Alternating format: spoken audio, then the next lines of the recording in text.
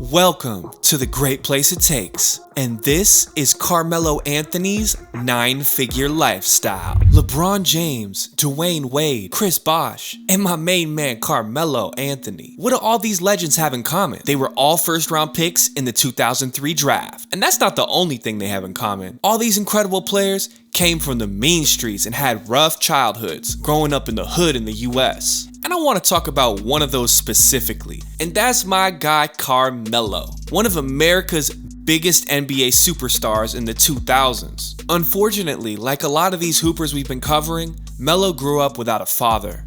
His dad died when he was just 2 years old. He grew up around gangs in Baltimore and played a lot of basketball because, well, that's what everyone around him was doing. He never dreamed that he would be able to become a pro basketball player, but when he was in high school in 1999, he grew 5 inches, bringing him from a lowly 6'0 to 6'5. That plus his love for the game and his insane genetics was enough to launch him into local stardom, and he was even named the Baltimore Metro Player of the Year in 2001 by the Baltimore Sun. What's crazy is when Melo first started playing, he said he was fat and he could barely even get his shot off. So Melo's signature quick trigger release was a result of him practicing his shot over and over again as a youth, because he was always playing against grown men and he would get his shot stuffed constantly. Anyways, after all that hard work and the growth spurt, the rest is history. But it wasn't all smooth sailing. My guy Melo went on to win the national championship at Syracuse University, having a historic championship run through the NCAA tournament. Everything was trending up for Melo, and it seemed for sure he would be picked highly in the upcoming draft. But it wasn't all smooth sailing.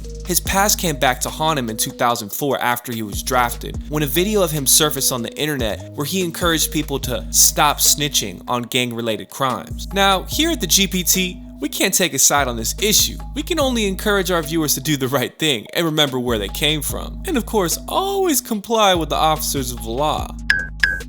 Anyways, many suspect the video was directed at a drug dealer from Baltimore named Tyrese Stewart, who went from being a kingpin in his city to rolling around in a 100,000 Mercedes to arranging drug deals between his own people and undercover officers on purpose. But if you actually watch the video, Anthony's friend says a lot more than he does, and the whole thing is said in a joking manner. I actually believe Melo when he told the press that the video was meant to be a joke. I think it was just some guys fooling around. It's just with the stigma of being from the hood, his tattoos, and his cornrows that the media turned it into something bigger than it needed to be. It just wasn't about the things the average American basketball fan or the average NBA commissioner at the time is used to making jokes about. But I guess the league and Melo came to an agreement because they never punished Anthony for the incident.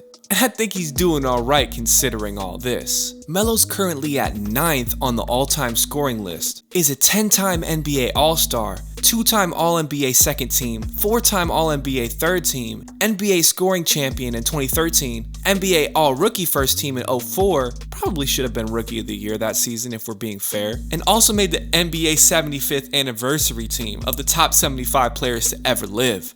Considering all these, although he never won a championship, Melo is one of the most unguardable and dominant scorers the league has ever seen.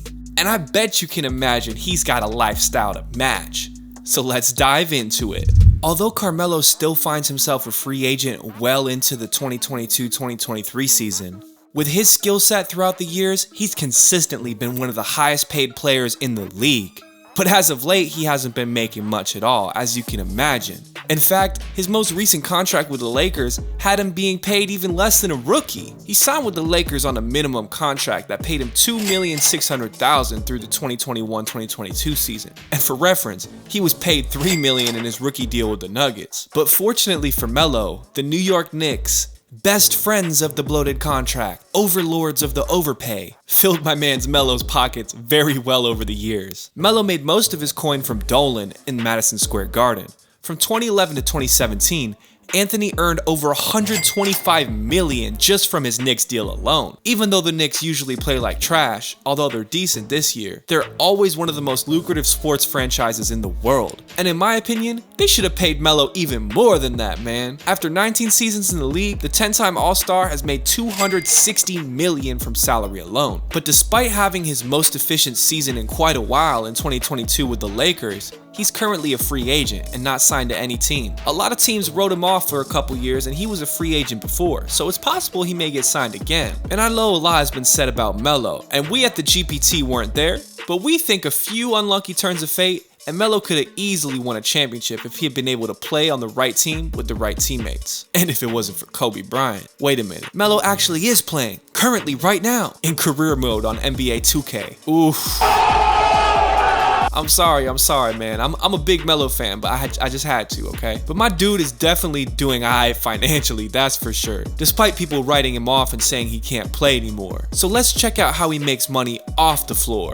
Melo started his career as a standout on the Nuggets, so it was no surprise when he was one of the few athletes back then approached by Air Jordan. And he signed a $9 million endorsement contract with Nike to endorse the Jordan shoes. With the Jordan brand, he also became one of just 6 athletes to sign a signature shoe deal with Jordan. That was discontinued in 2017 after releasing 13 models. Dang, Jordan, that's cold, man. How you release my dude from the Jordan brand after he fall off, bro? Release CP3 then. You gotta release CP3 too then, man. Haha. Melo's also worked with Tie-Ups, Panini, Foot Locker, Power Coco, Isotonics, and Hout Time, amongst many other brands. And these partnerships collectively net Melo between 8 and 10 million annually. So even though he's not on the court, my dude's still raking in the cash. But it's not like these brands work with Melo just because of his personality, man. They're taking advantage of my man's popularity. But Melo grew up on the mean streets of Baltimore, so he knows how to look out for himself. And he's kept himself financially abundant with tons of investments. His career earnings combined with his many endorsement deals have allowed him to purchase his own professional team in 2015. And you might be surprised to know that it's a soccer team,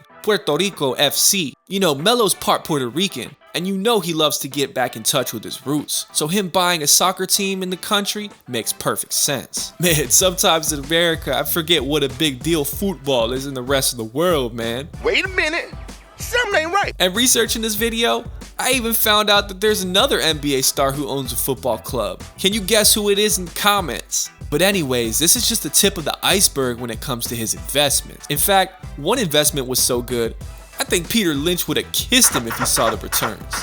Melo made an angel investment of $500,000 to a phone accessory called Mophie. And this dude earned 1,000% return because Apple now carries their products in store, and a larger company called Zag acquired them for $100 million. Hey, my dude Melo got the Midas touch. Let's go. 1,000% return?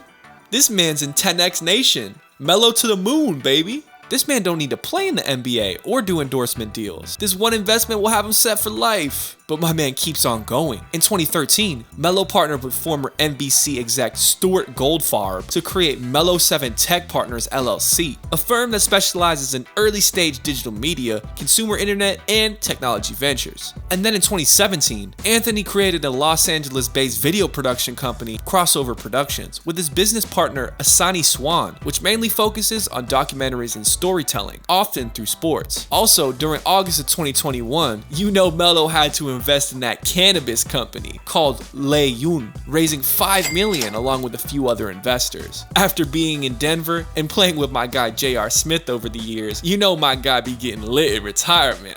And he makes even more passive income with his book, Where Tomorrows Aren't Promised, which you can get now on Amazon, man. Go buy that. Ain't it cool? You can support Melo by buying his book, and you can support me by subscribing to this channel. Alright, that was a layup. But the book is amazing. It's mainly about his hardships in his early life, and while that is an important story to tell, you didn't come here to learn about how he lived when he was broke. So let's check out how he spends his millions. Let's go! Mansions. In 2007, while playing for the Denver Nuggets, Carmelo paid $12 million for this stunning mansion. The luxurious gated 8-bedroom, 15-bathroom mansion lies on 5.7 acres and has 21,000 square feet of living space. It also has a guest house, a 7-car garage, a sound studio, a 3-stall barn with a pasture, a pond, a theater, and an entire gym. He listed this home for sale in 2010 for $9.5 million after his fallout with the Nuggets. He ultimately accepted $6.2 for the home at a loss of nearly $6 million. Dang, he might have the touch when it comes to tech, but real estate is not his game, man. I guess buyers figured out no one needs 15 bathrooms. Actually, nah, it had more to do with the fact that 2010 housing market was still recovering from the 2008 crash.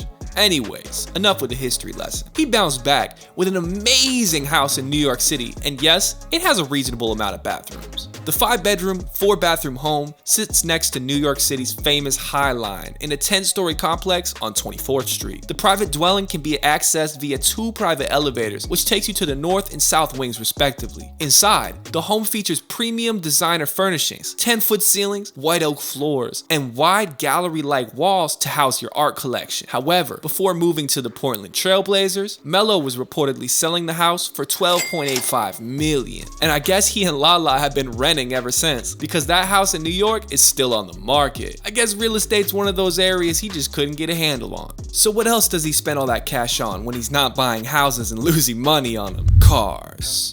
Firstly, the least expensive but most special car in his garage to him is the 1971 Chevy Chevelle with a Baltimore Orioles paint job. This black 971 Chevy cost around $70K. And knowing he likes a Chevy, Carmelo's ex-wife Lala Anthony gifted him a black Corvette Stingray on his 30th birthday in 2014. Her gift to him cost 70 bands. And Lala got her own bread, so it wasn't like she took his credit card to buy him a gift. Man, if my girl got me a car, I would definitely write her a thank you note, and definitely not cheat on her and get a stripper pregnant. Bruh. Yikes, Melo. And yeah, that for real happened, but more on that later. Melo also has a red Jeep Wrangler that costs $85K, but enough with the basic whips. Let's get into his more expensive vehicles. He has a stunning white 143,000 6th generation Maserati Quattroporte, and his most expensive beauty is the 214,000 1st generation Bentley Continental GT, and we like his well-balanced garage. He has the Jeep for the snowy winter, a Mozzie for when he wants a speed demon, and a Bentley if he needs to show up and show out. But he don't spend all his bread on houses and cars, man. He's got too much money to do that. So with all the money he's got left over, my dude is extremely generous.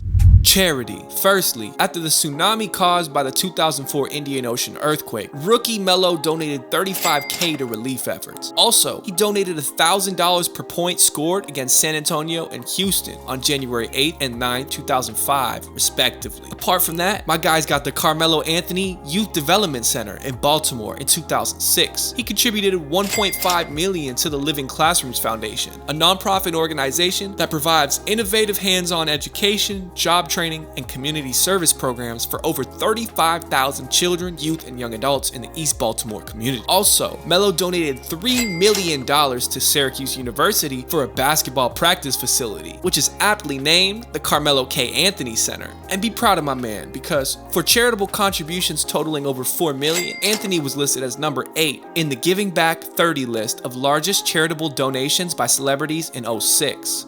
So my man's been giving back for almost 2 decades now. And Melo's got a nice car, a nice crib, and he's a nice guy. So does this mean he has a nice wife?